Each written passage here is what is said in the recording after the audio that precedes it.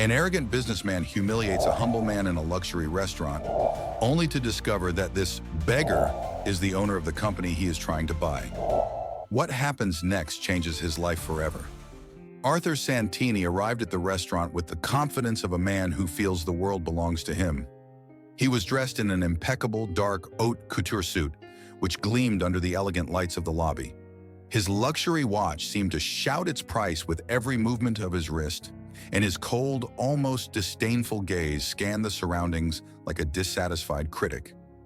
"Welcome, Mr. Santini," said the maitre d' with a practiced smile, bowing his head slightly as he pointed the way to his table. "Your table is ready." Arthur merely gave him a curt nod. He had no time for trivial interactions. Tonight he would celebrate his victory. He was about to acquire a major company, another trophy in his already extensive collection. The thought swelled his chest with pride. As he took his first steps inside, something unexpected stopped him. Sitting on the cold floor by the door, a disheveled-looking man extended a weathered hand. "Sir, would you have some coins?" Carlos asked in a soft voice without looking directly at him.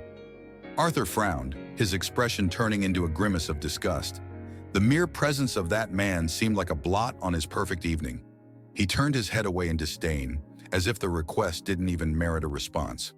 "You should find something more useful to do with your life," he said finally, his voice laced with venom. "Annoying people in places like this won't get you anywhere." Carlos didn't reply. He kept his calm posture, as if Arthur's words hadn't reached him. That inexplicable calmness disturbed the businessman for a split second, but he chose to ignore it. After all, what could a beggar know about the real world? Without looking back, Arthur continued his way into the restaurant. The atmosphere of the place was luxurious and exclusive. Thick carpets, tables adorned with candles, and the subtle aroma of sophisticated dishes mingling with the elegant murmur of the customers. It was the kind of place where Arthur felt at home. Yet as he settled into his reserved seat, he couldn't help but let an uncomfortable thought cross his mind. That outstretched hand, that calm face. Something about the way Carlos had looked at him seemed different, as if he knew something Arthur didn't understand. But he quickly dismissed the thought. He wouldn't let some insignificant beggar ruin his night of celebration. Translated from Spanish to English, www.onlinedoctrinslator.com. He ordered an expensive wine and smiled arrogantly as he looked at his reflection in the glass. Arthur Santini was no ordinary man.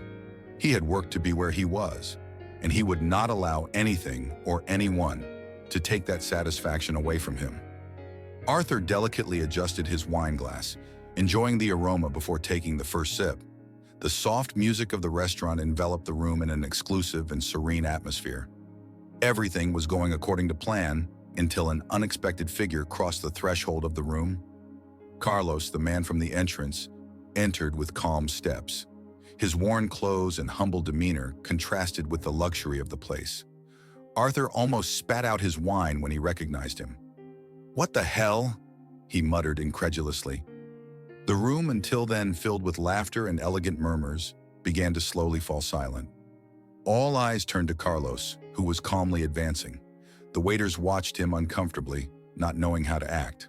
A light hum of whispers filled the air.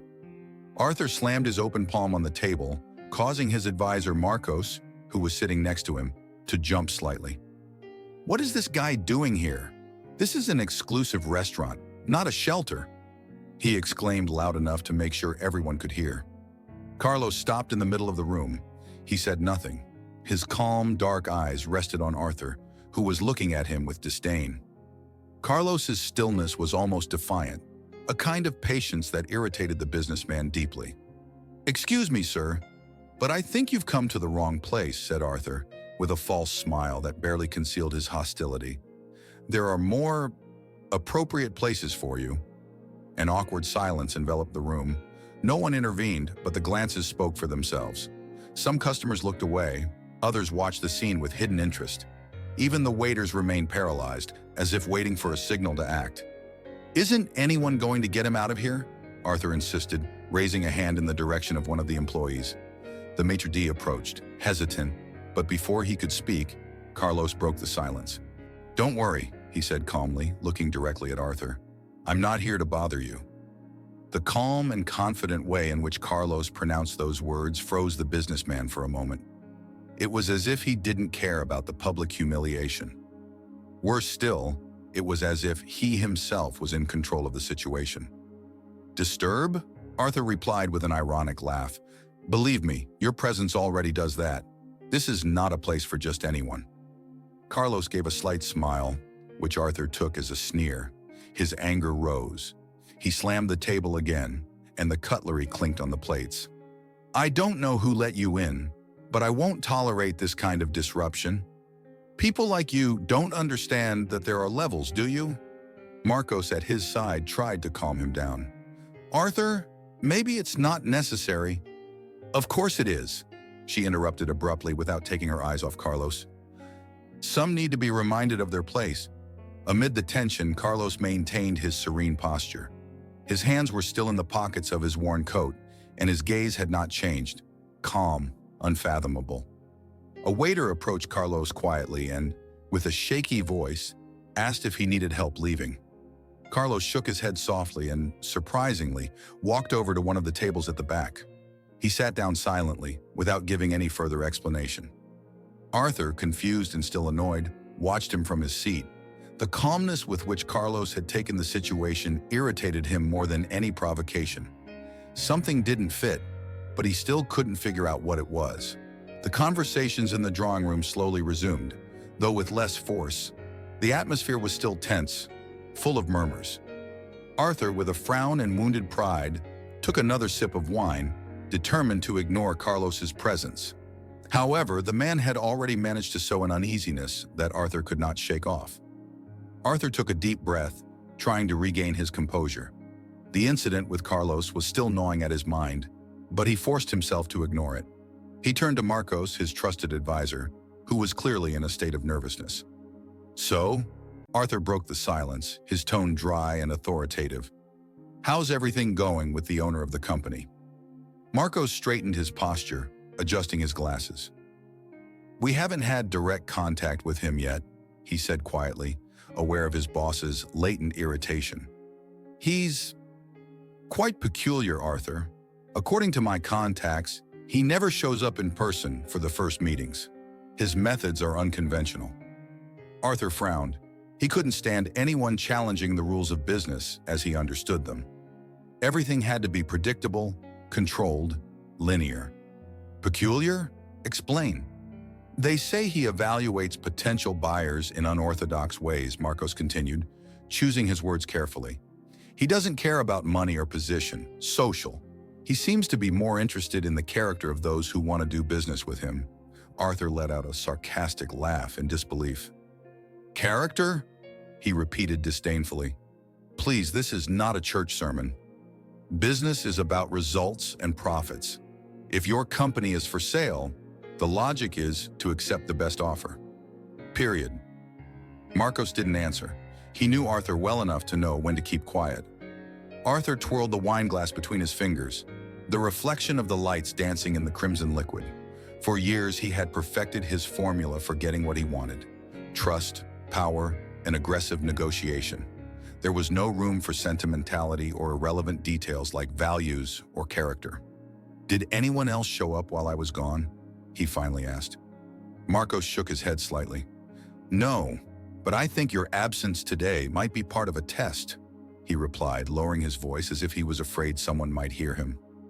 Arthur looked at him, clearly irritated. "Proof?" he repeated sarcastically. "I don't need proof. I've closed bigger deals than this, and without wasting time on games." However, Marcos's discomfort made a shiver run through Arthur. The memory of the humble man who had just sat down at one of the tables in the back crossed his mind again.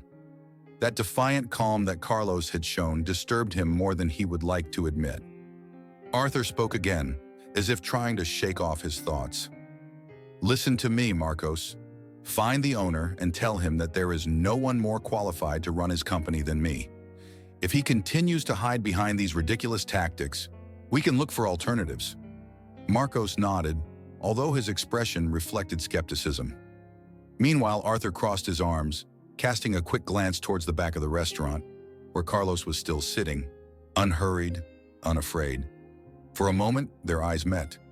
Arthur looked away with a snort, but for the first time in years, he felt something strange, uneasiness. Arthur tried to concentrate on his dinner, but he was consumed by anxiety. Every time he looked up, he felt the gazes of the restaurant turning towards him. Although no one said anything openly, the subtle expressions of the diners, small murmurs, furtive glances, were unbearable. "This is ridiculous," he muttered, pushing away the plate that had just been served to him in annoyance. Marcos, sitting opposite, shifted uncomfortably.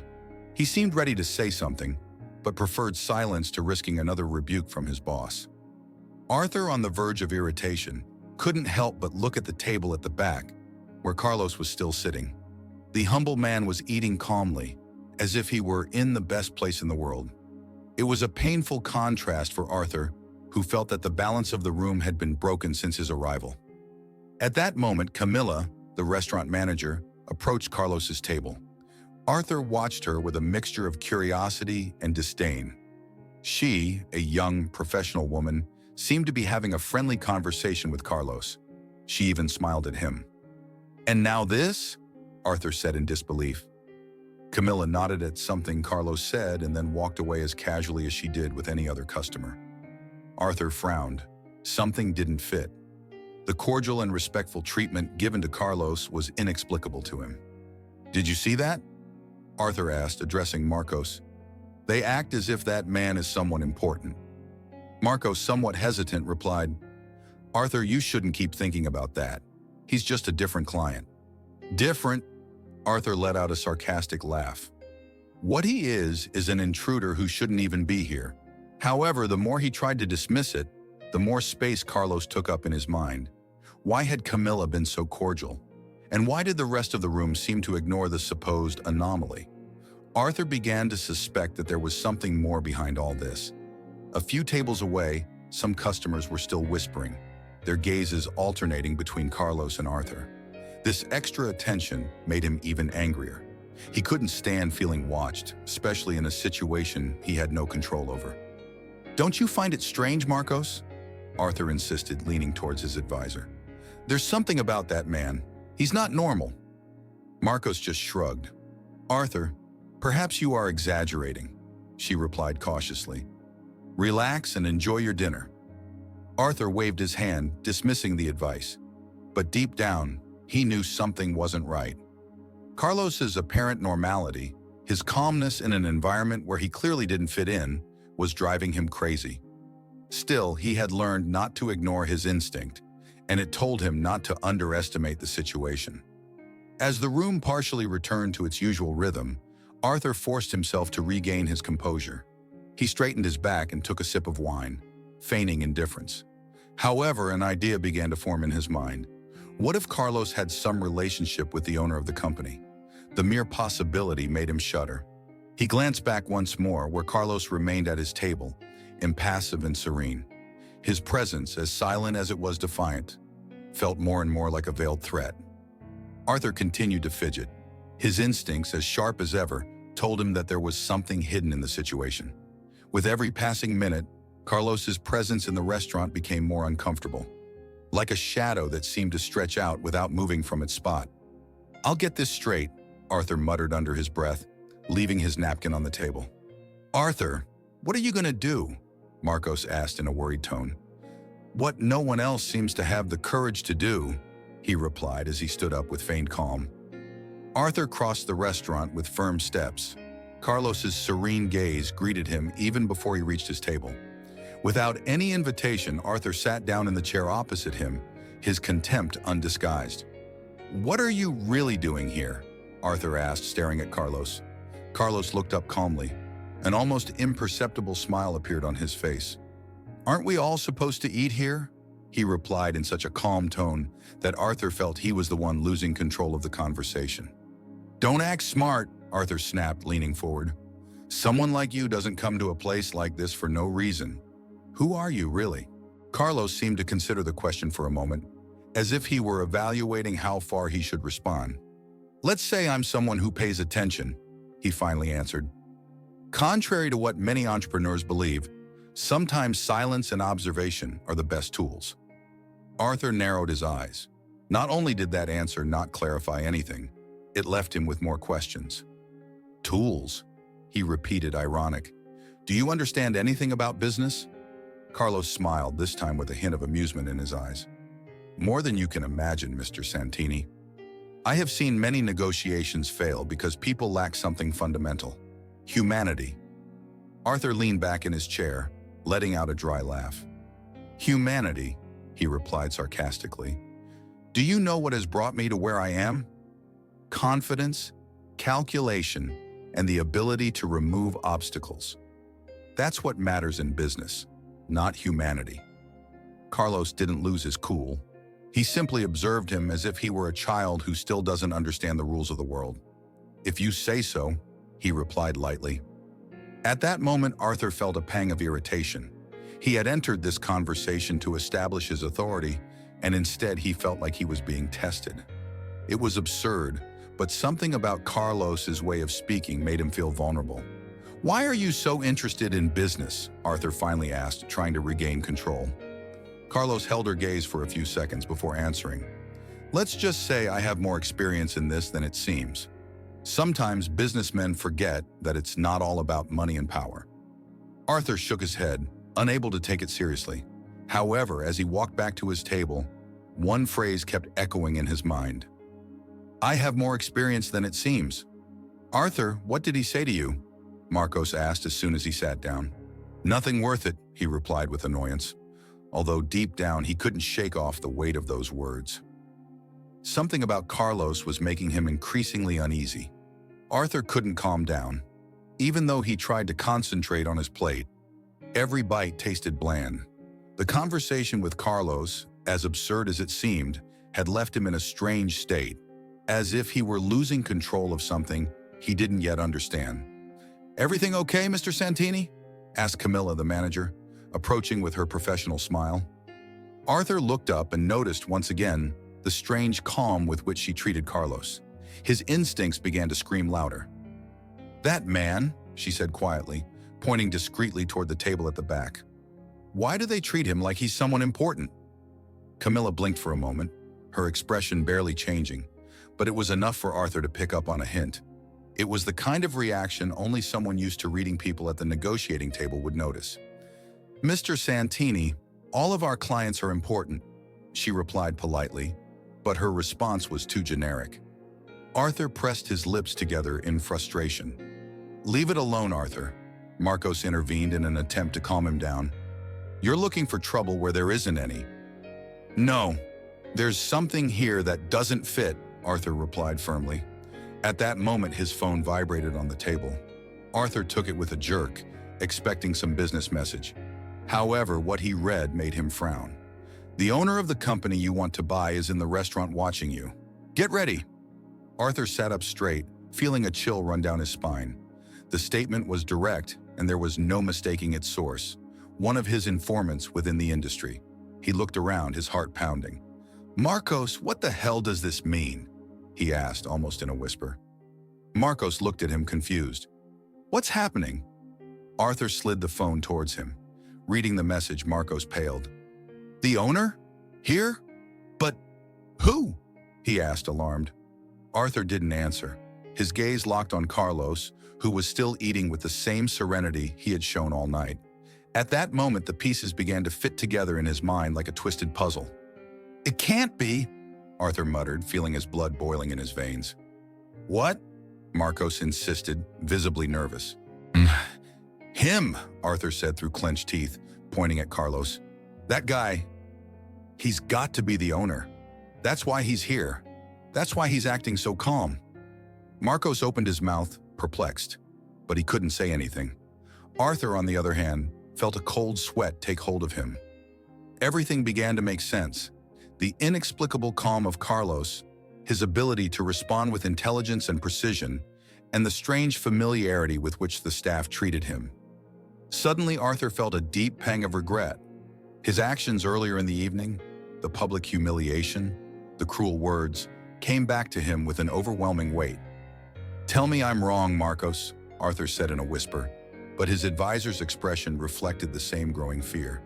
The restaurant, which until recently had seemed like his territory, now seemed like a stage where he had no control.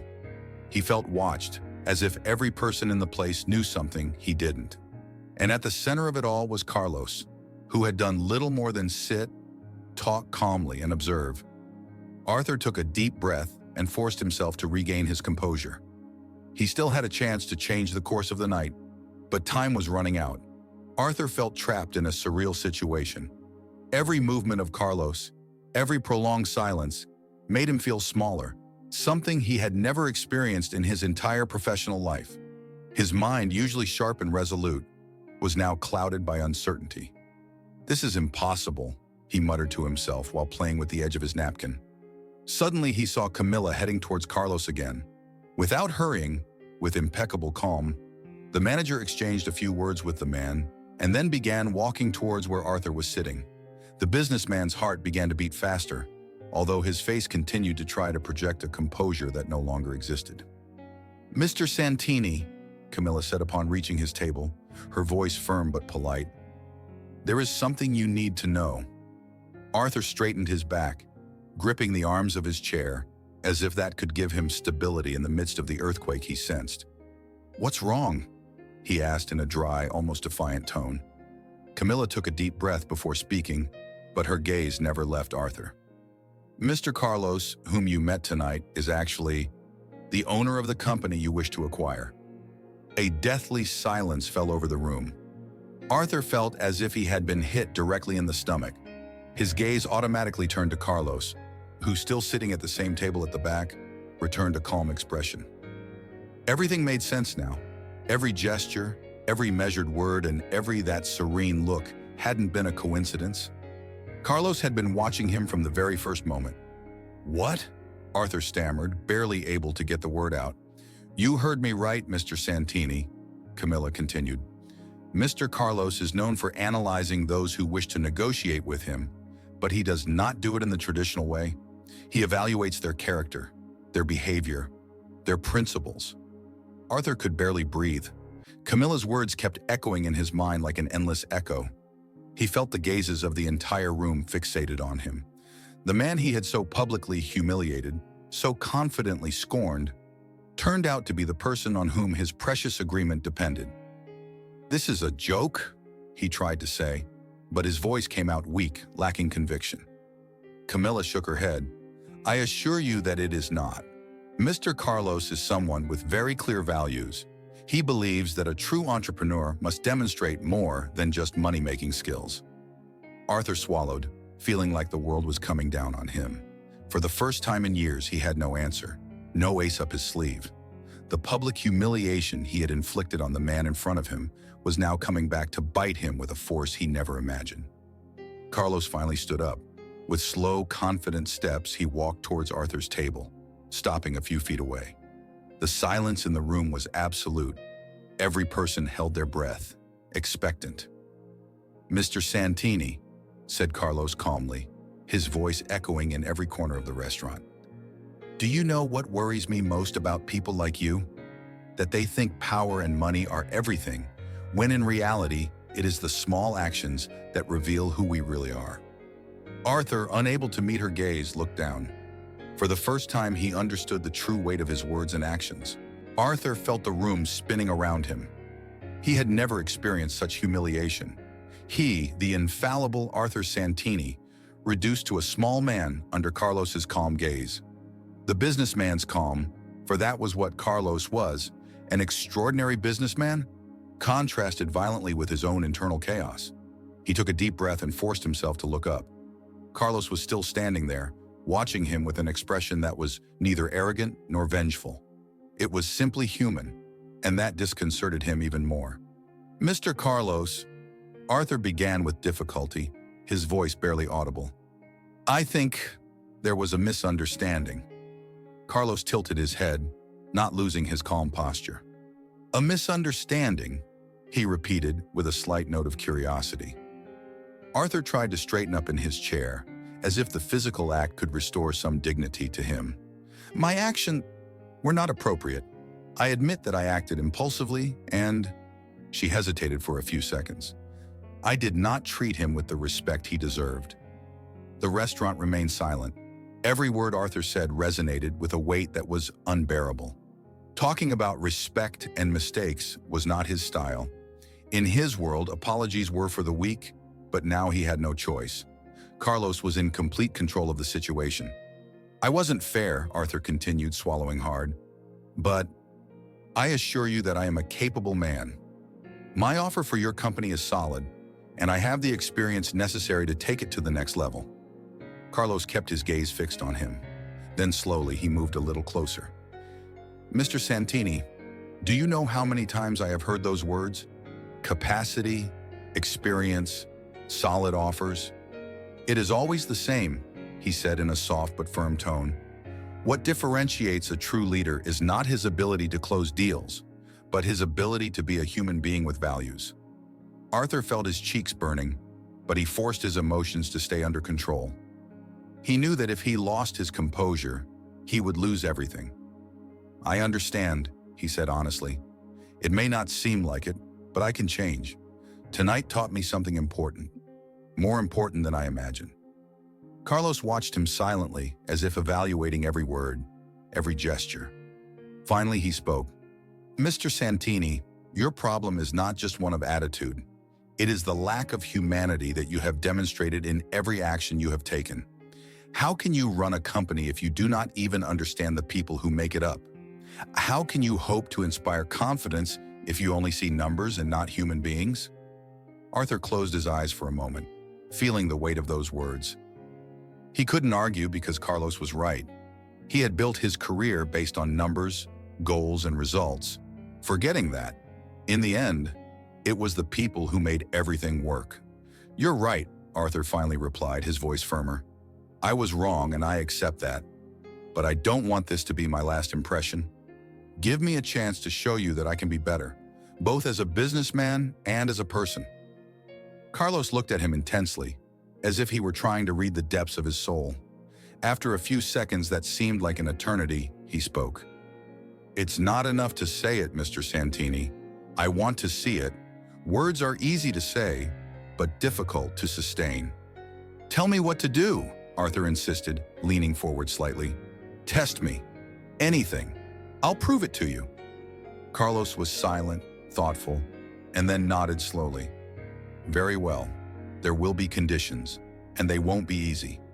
If you really want this opportunity, you'll have to show me that you're willing to change, not just for this deal, but for yourself. Arthur nodded immediately, feeling a spark of hope reborn in his chest. I'll do whatever it takes. Carlos looked at him one last time, as if he was still deciding what to do with him. We'll see if it's true, he said finally, before turning and walking towards the exit, leaving Arthur with a mixture of relief, fear, and determination. Arthur watched as Carlos walked out of the restaurant, his figure slowly disappearing through the door. He felt as if a storm had passed, leaving him exhausted but also with a renewed clarity. For the first time in a long time, his usual arrogance had been replaced by something he couldn't quite define. Perhaps humility, perhaps guilt. Marcos looked at him with concern. And now what are you going to do? He asked quietly, as if he was afraid of awakening something else in Arthur. Arthur didn't answer right away. He leaned back in his chair, running a hand over his face. His thoughts were a whirlwind, but amidst all the confusion, there was one certainty. He had to do something different. Carlos had given him a chance to redeem himself, not just in business, but as a person as well. 3 months had passed since that night that changed everything. Arthur Santini was not the same man. His company had taken an unexpected turn under his leadership. Social responsibility programs, employee support, and new community initiatives had become the core of his vision. In the past, Arthur would have viewed these moves as an unnecessary distraction or wasteful expense. Now he understood their true value. Although many remained skeptical of his transformation, the results spoke for themselves. The work environment had improved, and the company had gained a reputation for integrity that no amount of money could buy. That day, Arthur decided to visit one of the community centers that his company had helped finance. It was a small facility in a poor neighborhood, but full of life. Children ran laughing between work tables and shelves full of books. Volunteers, many of them were employees of his company, who taught and helped with a dedication that was moving. Marcos accompanied him, still amazed by the changes. "I never thought I'd see you here, Arthur," he admitted with a smile. "It's like you're a different person." Arthur paused for a moment to take in his surroundings. For the first time in a long time, he felt at peace. "Sometimes you need someone to hold a mirror up to you," he answered honestly. That night at the restaurant, Carlos didn't just make me lose a negotiation. He made me see what I had really lost: humanity. Marcos nodded, understanding perfectly. As Arthur made his way through the center, a familiar figure appeared in the doorway. It was Carlos. He was dressed simply as always, but his presence was still as striking as it had been that night at the restaurant. Arthur stopped, surprised. "Carlos," he said in a tone that mixed gratitude and respect. Carlos approached with calm steps, looking around before settling his gaze on Arthur. "I see you've taken my condition seriously," he said with a slight smile. "I expected nothing less from you." Arthur nodded, taking a deep breath. "I learned that success is not just a matter of numbers," he replied humbly. "You taught me something I had never considered, that small actions can transform lives." Carlos looked at him silently for a few seconds, as if he were evaluating him one last time. Finally, he spoke. "Congratulations, Arthur. Not everyone is capable of changing. Most people only see what they want to see. You, on the other hand, accepted a difficult lesson and turned it into an opportunity to be better." Arthur lowered his head slightly, a gesture he would have considered a sign of weakness in the past. Now he saw it as a sign of respect. "And I'm still learning," he added. "I don't want this to be just a phase. I'm committed to this change, and I'm going to see it through, no matter what it takes." Carlos smiled more widely this time, a smile full of approval. "Remember, Mr. Santini," he said finally, "the world always has ways of testing us. The important thing is not to avoid those tests, but to prove who we are when they come."